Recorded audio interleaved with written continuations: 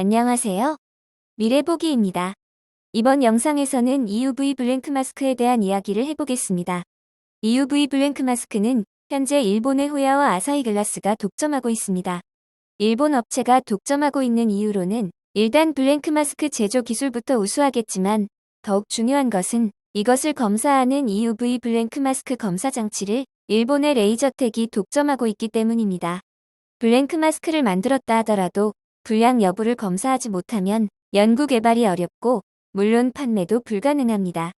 여러 언론과 증권사 리포트에서 SNS택의 EUV 블랭크 마스크 사업을 장밋빛으로 전망하지만 블랭크 마스크 검사 장치를 들여오지 못한다면 사업화도 불가능하다는 것을 인지해야 할 것입니다. 과거와 지금 일본이 하는 행동을 볼 때 일본 정부기관이 후원한 연구과제로 개발한 EUV 블랭크 마스크 검사 장치를 SNS택으로 내보낼 가능성은 낮아 보입니다.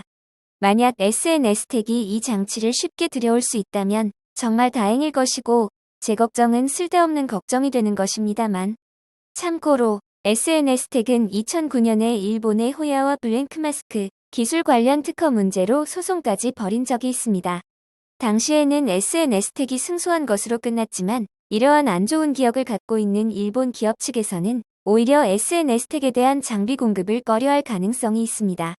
따라서 일본 측은 미국이나 유럽, 우리나라에서 이와 비슷한 수준의 EUV 블랭크 마스크 검사 장치를 개발하기 전까지, 즉 경쟁자가 나타나기 전까지는 독점 시장 체제를 유지하려고 할 것입니다. 그러니까 일본에서 블랭크 마스크 검사 장치를 내보내지 않는다면 EUV 블랭크 마스크 개발보다 중요하고 우선적인 게 바로 EUV 블랭크 마스크의 검사 장치 개발입니다. 굉장히 어려운 기술로 알려져 있습니다. FST의 관계사 이솔이 이 기술 개발에 뛰어든 것으로 알려져 있지만 그 수준까지 올라가는 것은 상당히 오랜 시간이 걸릴 것으로 보입니다. 미국의 KLA도 관련 기술을 연구 개발하고 있다는 점은 다행이라고 생각합니다.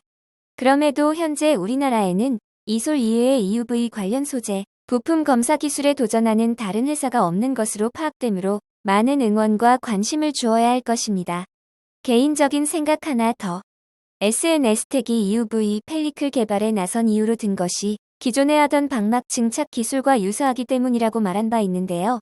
저는 FST가 나중에 EUV 블랭크 마스크 개발에 나설 수도 있다고 생각합니다.